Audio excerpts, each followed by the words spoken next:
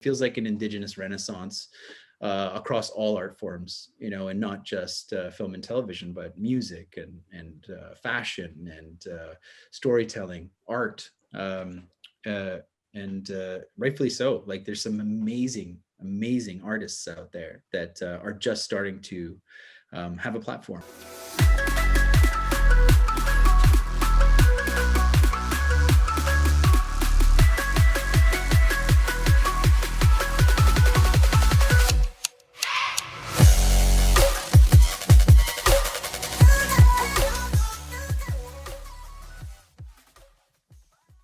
Hello, everyone. I hope you're all having a wonderful day today. My name is Talal, and you are listening to the Popcorn and Soda Podcast, the show where we discuss all things movies, pop culture, and so much more. I want to thank each and every one of you for making me a small part of your day. On today's show, we're joined by a very special guest. He's one of Canada's finest actors in the industry today. You've seen him on projects such as Helix and can now be seen on the final season of CBC's and the CW's hit drama, Burden of Truth. But more importantly, his advocacy for all things inclusion of Indigenous creative artists in this industry has made him a role model for people of all backgrounds. On the show today, the very talented Meegwun Fairbrother. How are you, Meegwun? Hey, I'm great. It's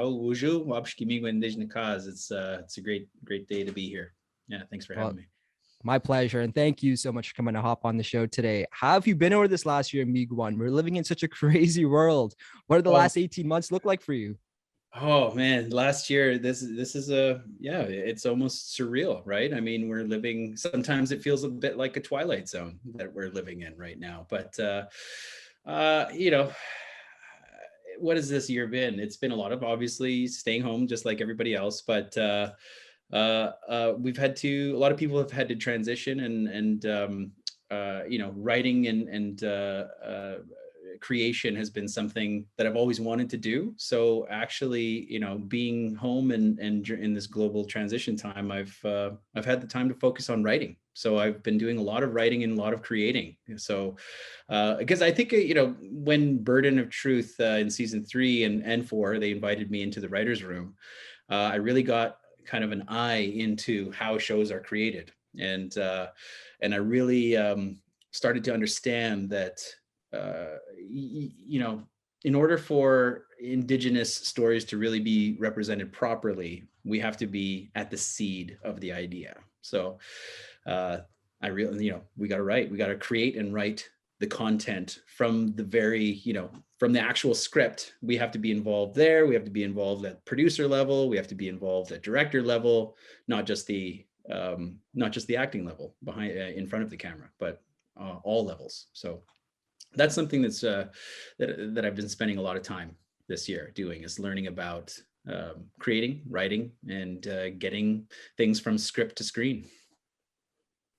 Yeah, that's really fascinating that you bring that up. And that's something, as being a person of color myself, I totally agree with. If you want the authentic version of ourselves, and whether it's Indigenous or, in my case, Pakistani or Muslims, you need to have the people on the ground level. You need to have creative artists like yourself putting in the input and actually giving the authentic view of what it's really like to be someone from a different background. And I find that so great about a show like Burden of Truth and Rutherford Falls. That's another great show that's got a predominantly Indigenous writing staff and even the showrunners and everything.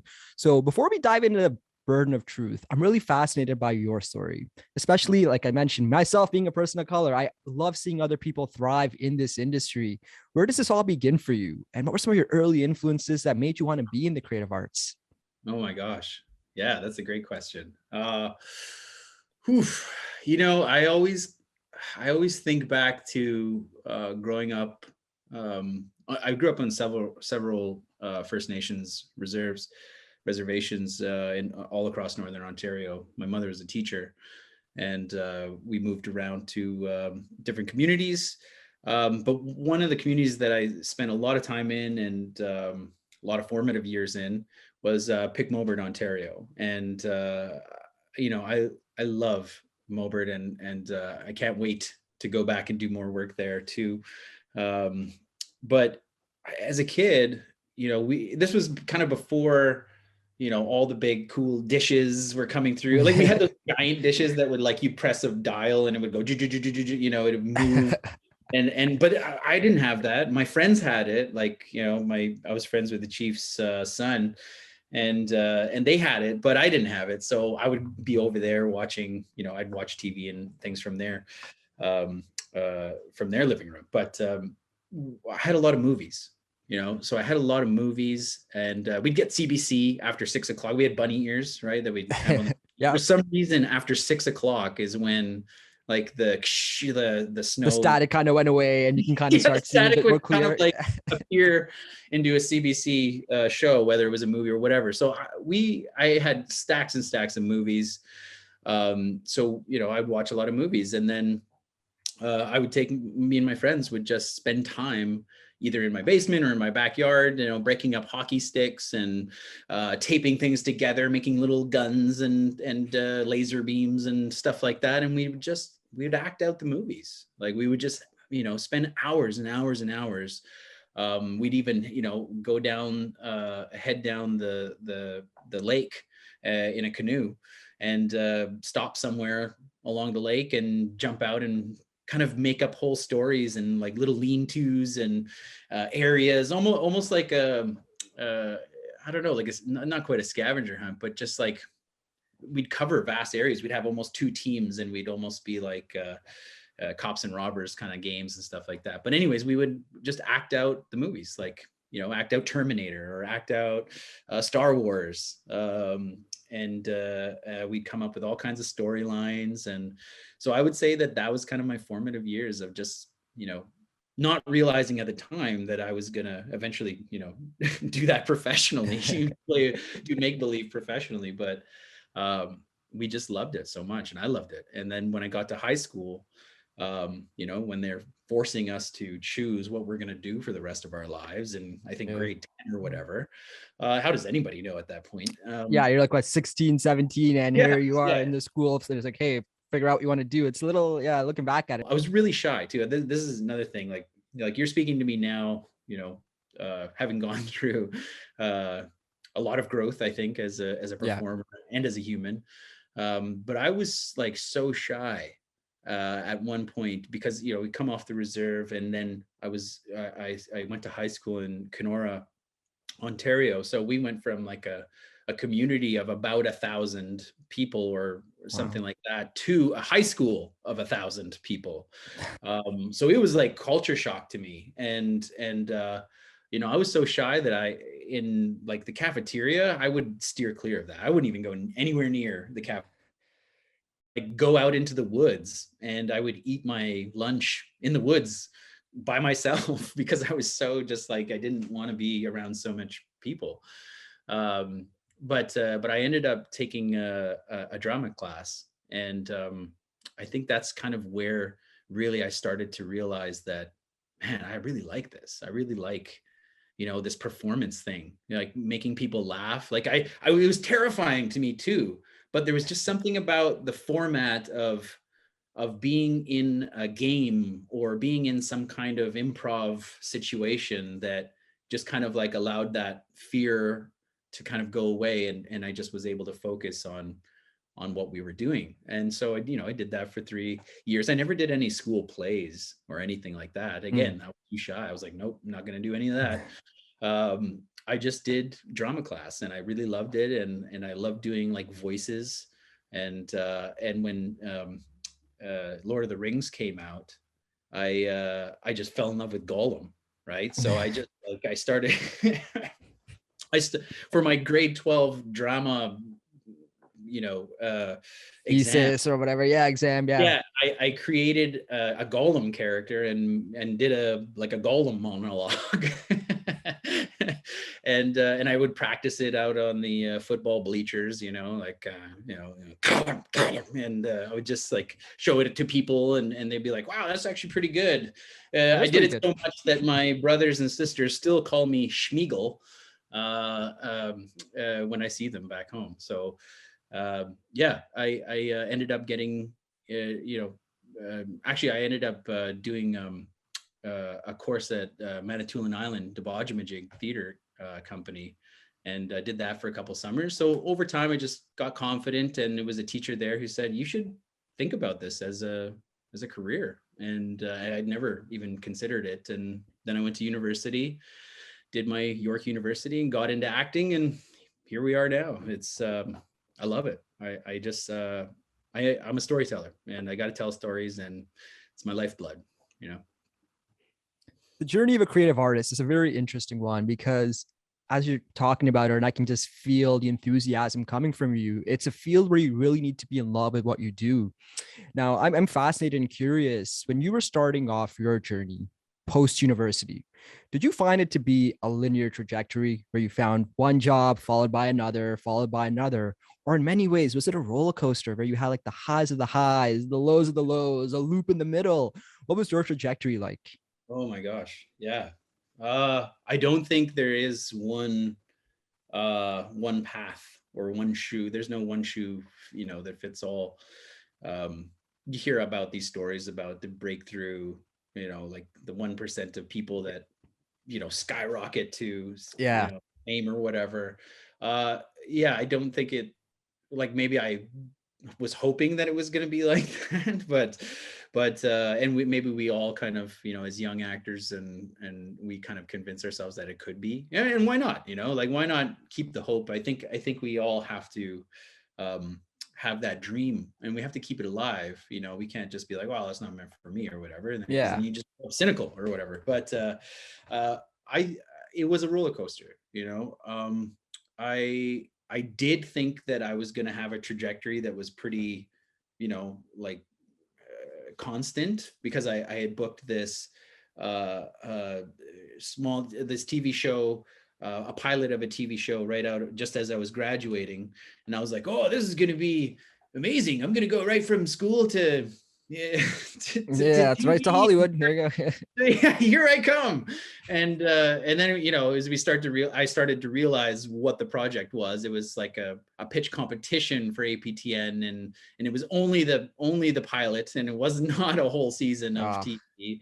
And they didn't, it wasn't a huge budget. And so all these things, you start to realize, oh, okay, so it's not going to be that skyrocketing journey. But I did it. It was called The Time Traveler, and it was up against Blackstone, which had like pretty much every famous Indigenous actor at the time. So like we had no chance to win against right. Blackstone. Like Blackstone was just incredible, and we were this small fringe sci-fi indie pilot TV show that was very just out there. But I loved sci-fi, right? So I just was just ready to say yes to anything. So I did that. It didn't go anywhere, obviously, but I learned a lot, and it was my first kind of real kick at the can of being in front of the camera and what that was like. And that was hard, just like learning to be comfortable in front of cameras, like something that's the eye that's always on, that's watching you, Right. looking at you. And I didn't work much after that.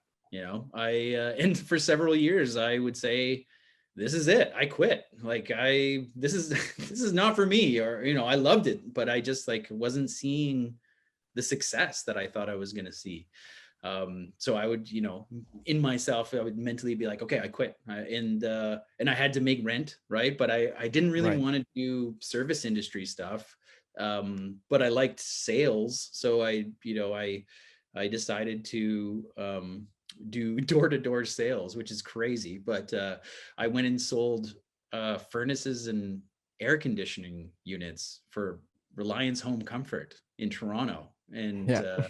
and York. And so that's the worst job, but it was actually kind of good, I guess, in the sense of like learning how to carry a script and Yeah, it's true. You're almost improv. auditioning. You're almost auditioning at every doorstep, right? You're literally getting doors slammed in your face, which is just like acting. Ah, You have to grow a thick skin. So I guess that did, it was awful. I made my rent, and I made enough money to feed myself and stuff, but I didn't last very long in that job. And then I finally booked something because I was desperate.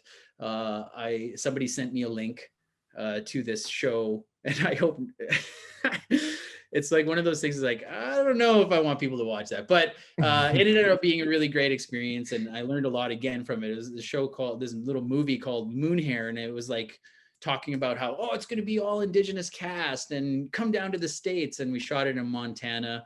But again, it was another indie, low budget film that Right. I kind of was like, yeah, let's do it. I'm going to do it. And I think I got paid $100 to hang out in the Montana mountains while we made this really kind of low budget movie, of which I made my own costume. So that can kind of give you a picture of the level of I think budget. I have an idea what you're talking about. Yeah, I can imagine that photo. Yep, I hear you. So yeah, and it was just kind of a lot of up and downs. But it was, theater was actually the thing that kind of kept bringing me back when I would quit once a year, it seemed like at one point. But it would be like a theater reading or a theater play, or just something would bring me back in, and then I would realize, man, I love this so much, and then I would recommit to acting, recommit to storytelling, and then I think I liken it to just, I can't remember who said it, but he basically said, you'll get something, and then you won't get something for a long time, and then you'll get two things, and then you won't get anything for a long time after that, and then you'll get fourth it, you know what I mean? And then eventually your staying power is almost what kind of gets you to where you want to be. So yes, you have to love this job. You have to love it, because you get a lot of no's, and you get a lot of doors slammed in your face. But it's your love for the art form, it's your love for storytelling that will keep you going. And if you keep going, eventually people will recognize, hey, this guy, is good, or he's really dedicated to it. And it takes time, because this industry is all about relationships. So you got to develop relationships, and that takes time, So yeah, it was up and down. It was all over the place, but I stuck to it, and luckily it worked out for me. Yeah. Well, hey, let's transition into one of your roles that you absolutely just smashed out of the park, and that's Owen Beckbie on Burden of Truth. It's such a great Canadian series with a stellar cast, Christian Crook, Peter Mooney, yourself. What I like about the show is that it addresses and challenges a lot of contemporary themes that our society revolves around today. So what originally drew you to this project and to this role? Oh, geez. Well, it's kind of it's not like I had a real choice or anything in it. I was, it was another one of those kind of down times. Like I just finished doing a season of Mohawk Girls, which is playing on Peacock TV now, but that was for APTN. And my wife and I were traveling out to BC quite a bit to do arts-based workshops for youth, teaching them, how to make movies or how to write and how to just like get a camera and go shoot something, and what that takes for, so we were, we developed this program with Shauna Hess in Fort St. James. And we called it the DMP, the Digital Media Group. Digital media program. And it was one of my students after one of the workshops who convinced me to do the audition, because I was really tired that day. And I was thinking, oh, maybe I'll just regret this, because it doesn't seem like this is the job that it doesn't seem like this is one I'm going to get, is what I think I said to myself. And my student just said, no, we're doing this. And he set up all the equipment for the backdrop and the cameras, and he helped me to record my audition. And we just did it in like 1 or 2 takes, just kind of not thinking of it, just throwing it out there. And 24 hours later, my agent calls and said they want you. So so it was kind of a whirlwind, you know. I was up for some other things too, and I thought those were going to be the projects that I was going to get, but it ended up being Burden of Truth. And as I understand it, originally they wanted me as a bad guy. Yeah. Kind of interesting because it would have been a totally different trajectory. Yeah. Like I would have been Mercer or something, but which would have been really weird. But yeah, originally they wanted me as a bad guy, but then I was I booked the role and I was back in Toronto and I went in for a costume fitting, and one of the producers just took one look at me and said, "You're not a bad guy." And we Yeah, you struck don't up. have that face. Yeah, you can tell, like, like for better or for worse, a lot of bad guys, you can kind of tell someone, you can kind of feel their energy and just the way they Yeah. look certain ways. Some people can pull off the bad guy look more than others. That's Well, what I've you know found. what?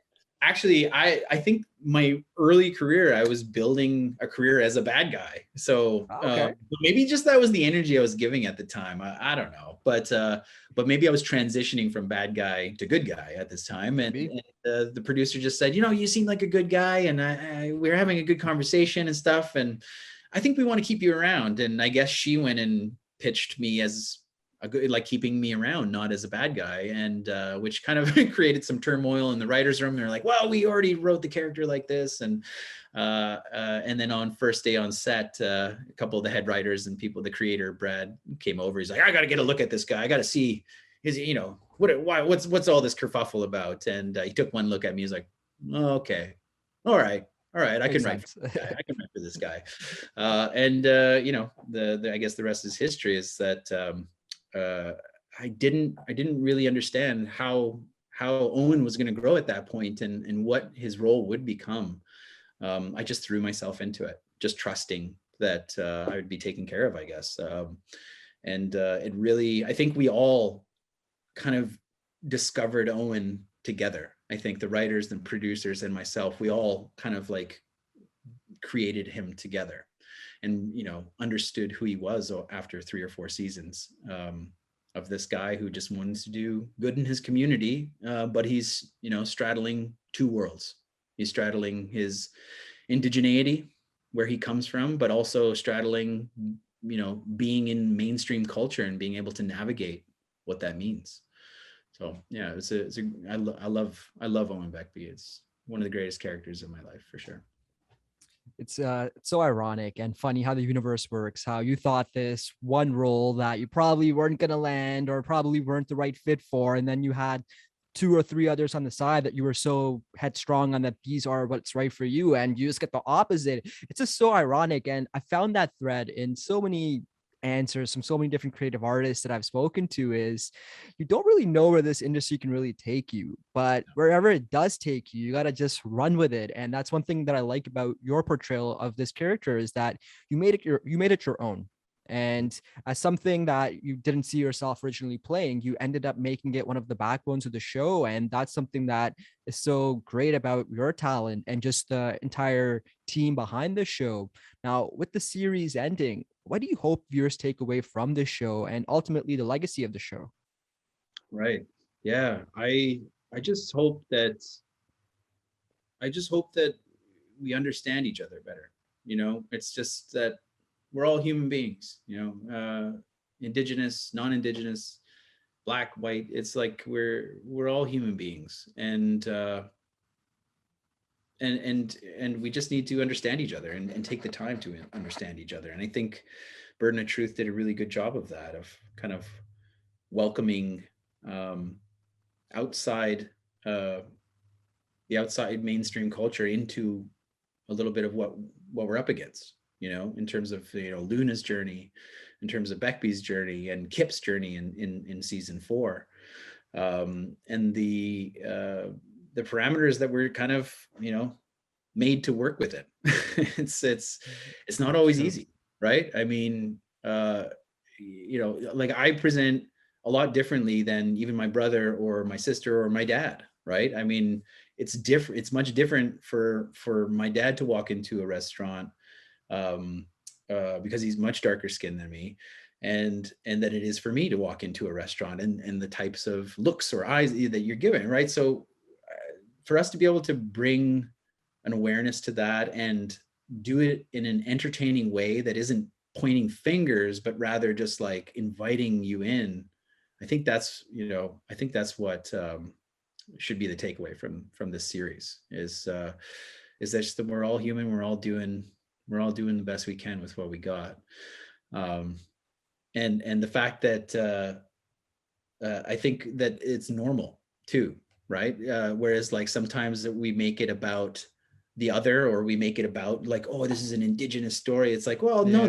these are just people. Like these are just Mhm. people. It doesn't, like, Superman could be Indigenous, like why not? Like No, yeah.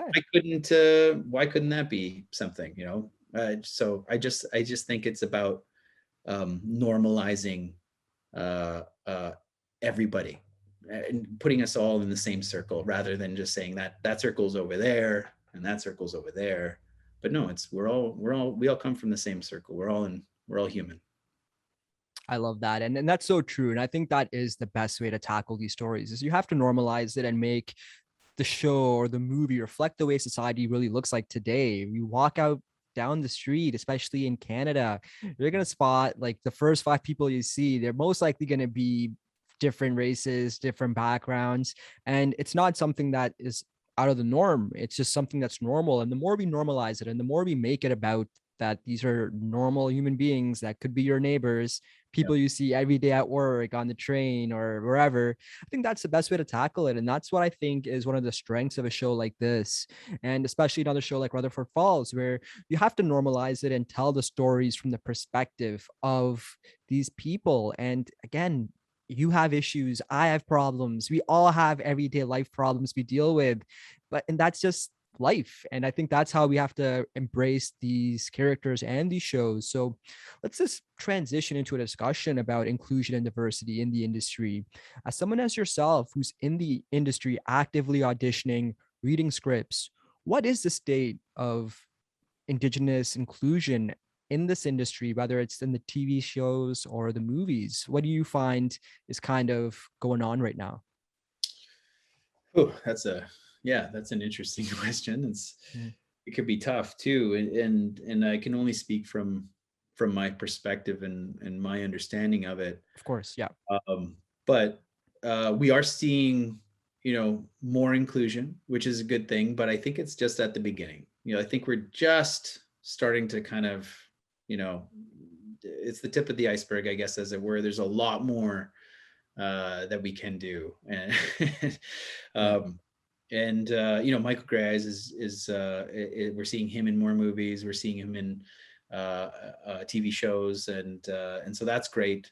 And I think we're going to see more content come out probably over the next few Yeah. years that are really showcasing Indigenous people, and bringing people into the world, our world, and what we're up to. But it's slow. It is slow, like I see a lot happening in the Black community, and I'm really happy and I'm really proud of what's happening there. But I do feel a little bit sometimes like Indigenous people are left out a little bit. Like we're maybe 10 years behind or 15 years behind some of the advances in the Black community. So I think it's just we're at the tip of the iceberg, but it feels like I'm very hopeful. Like it feels like a renaissance right now. Like if I could call it that, I like to throw that out there a little bit. Like it feels like an Indigenous renaissance across all art forms, and not just film and television, but music and fashion and storytelling, art, and rightfully so. Like there's some amazing artists out there that are just starting to have a platform and have a voice and be propped up too, right? Given the Mhm. space, I guess is the idea. And it's like I said before too. It's really about bringing us in at the seed and making us stakeholders. Making us stakeholders in the ideas and in the programs and in the content that we're creating. Like, not just giving us lip service, or not just like hiring an Indigenous person from one day to be a consultant, Right. actually making them a writer. If you're going to invite them into your writer's room, then let them write something. Don't just say, Yeah. oh, can you give us your stories, and can you tell us what it's like and then we'll write it. No, that's not right. You got to let us write. If you're going to invite us into the room, you got to let us write. If you're going to invite us in to produce, then you let us produce. If you're going to invite us in to direct, then let us direct. Like we have to be the ones leading the way. I would say that would be my answer to that. Yeah, and that's a great answer. And that's a very honest answer coming from someone who's in the trenches in this industry. And as you said, you can only speak for yourself, but a lot of your points that you made in there, I've heard those a lot in my conversations with people of all different backgrounds that are from underrepresented communities. And one thing that I love specifically about the Indigenous community is, as you mentioned, sometimes it does feel like the Indigenous creative artists are maybe 10 years behind compared to maybe someone of a different race. But I think it's great, like a guy like Taika Waititi, who's got so much power and just being an Academy Award winner, he's really diving deep and telling some of those stories. And I think we need more leaders in the industry. I know it's a double-edged sword because in order to be a leader, you need to be getting the roles and booking the jobs and getting all that. So I know it's easy to say we need more leaders, but I think it's great. And I'm really optimistic that there is going to be more representation, especially in Canada with everything that's gone on, especially in the last year and a lot of the atrocities that have been coming up. I think it's time to really showcase the true talent of so many people from these underrepresented communities. Absolutely. I have the opportunity to sit on a panel that is auditions the students coming into the National Theatre School at NTS in Quebec, and we have at least one or two amazing Indigenous students get into the program at least each year. So I am very confident in terms of the talent coming up. There's a lot being developed right now. There's a lot of hungry and dynamic and interesting talent that is coming forward now and will be available to people like me who are writing and trying to produce some work and doing some directing now too. So I get really excited about that, just knowing that there's going to be a lot. There's a wave. There's a wave, and not the pandemic wave. This is a wave of indigeneity artists and creators that are coming, and it's fantastic and really lifts my heart. That's so good to hear, and it warms my heart up as well, just hearing that from someone who's in the industry and someone who can see the rise of all these amazing creative artists coming into the industry. So let's transition back to you. What's the dream role? What's the dream gig? What's that one thing that you would just love to land? Oh man, yeah, this is a hard question, but I mean, well, I think it just comes back to my first love of just being on the res and watching movies and going out into the woods and playing it all out. So Star Wars universe. If I could get into the Star Wars universe in any way, oh my God, that would be so good. I love Terminator, the mythology of Terminator. I've always loved that mythology.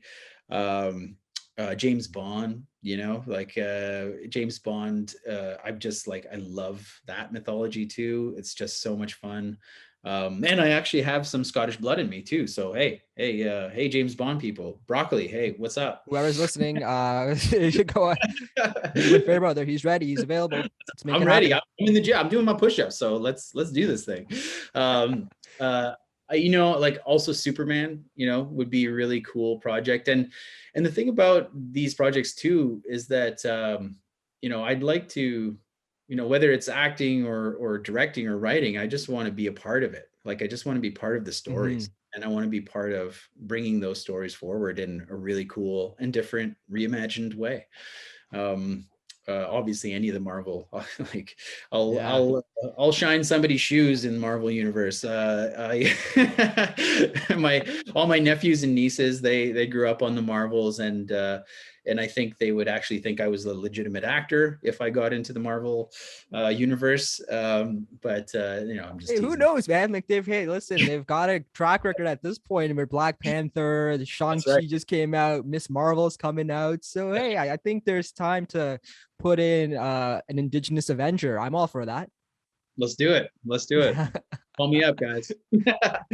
Awesome. Yeah. So, and then also, I think my own projects would be a dream project, like things that I'm writing right now.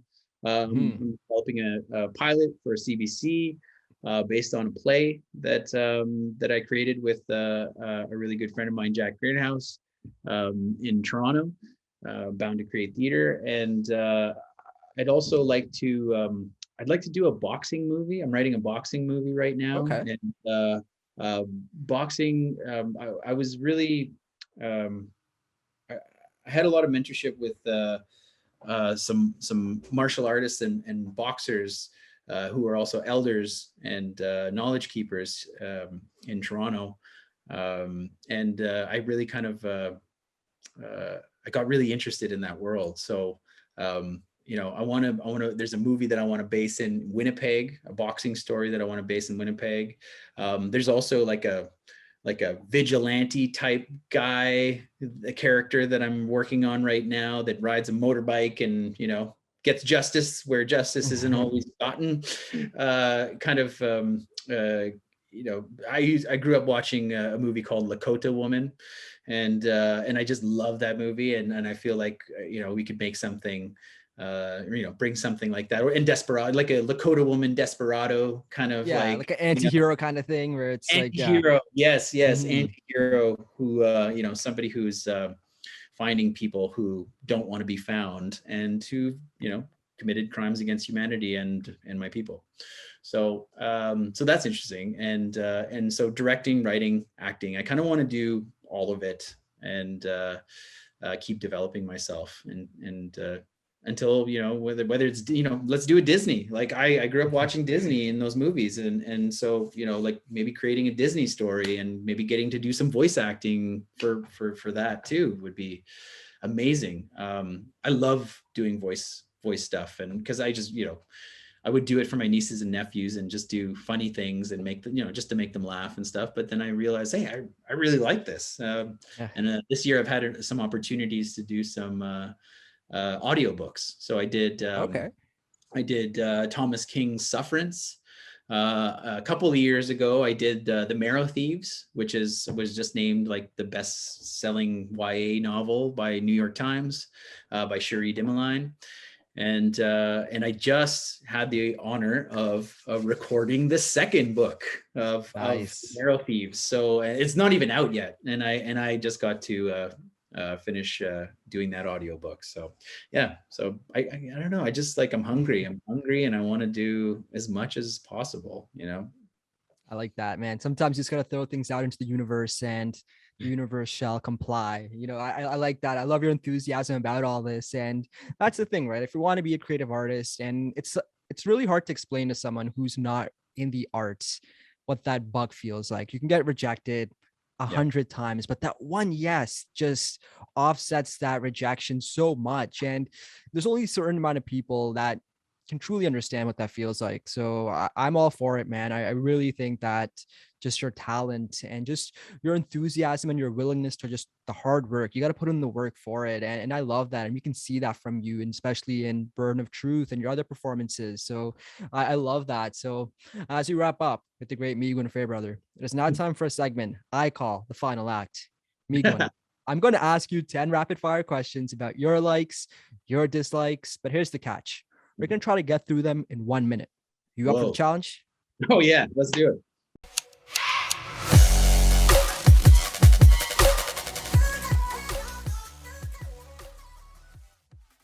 Movies or TV shows? Movies. I mean both, Theater. but movies. All right. Theater or watch at home? Sorry? Theater or watch at home? Theater. Favorite movie?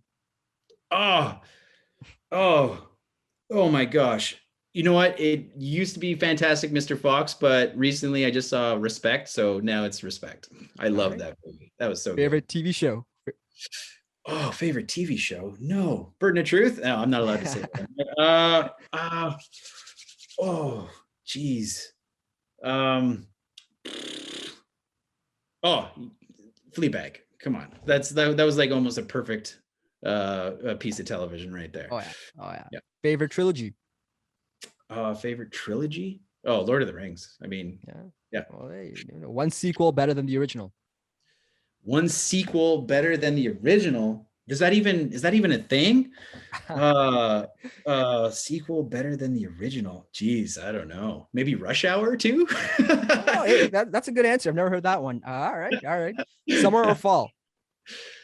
Oh God. You know what? I really like summer, but man, nothing beats those fall sweaters. So I gotta go with fall. Does pineapple belong on pizza? Yeah, sure. I mean, I get like a lot of people are like, no fruit on pizza, but you know what? Sometimes you gotta just like experiment and try new things. So yeah, why not? All right. The Jets or the Leafs? Oh, I'm sorry, Jets, but Leafs. Yeah, Oh, man, all day. Well, Jets are my second team. Jets are my second team, but Leafs. I'm sorry. I was born in Toronto. I'm cursed with being a believer. I believe. I believe. I believe, me too. Lastly, describe Burden of Truth in one word.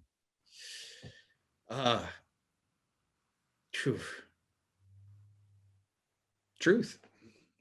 All right, bam. I like that one. I like that. It was a good segue there. We got through all the questions.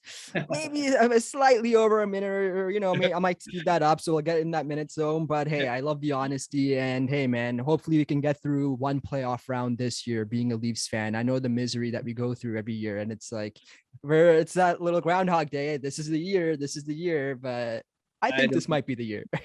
I don't understand it myself. I especially when it's like the Boston matchups. I'm like, what? How do we? What is Yeah. this? Is this scripted? Is somebody writing this? This is scripted TV. It feels like sometimes. Yeah, man. Yeah. So we'll see what happens this year. I think it's do or die for a lot of Maple Leaf fans and a lot of the Maple Leaf staff. So you're knocking on wood that we can get through at least one round. We need to get past at least the first round. Go At Leafs, least go! the one. Go Leafs, go. Meegwun, thank you so much for being a guest on the show today. And thank you for your contributions in the creative arts.